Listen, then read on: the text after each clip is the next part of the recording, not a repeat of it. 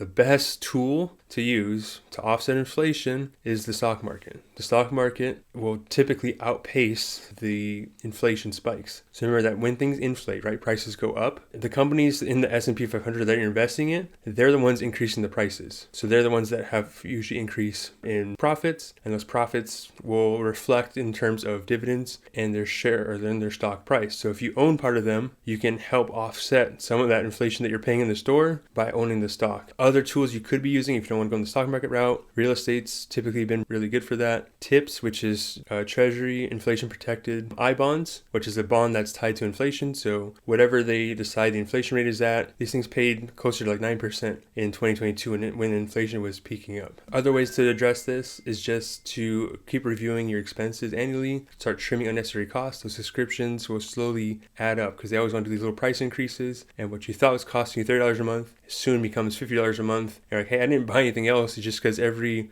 subscription or service starts to increase their prices, and when it's only $1 or $2 each year, but it starts to compound itself, it can really get out of control.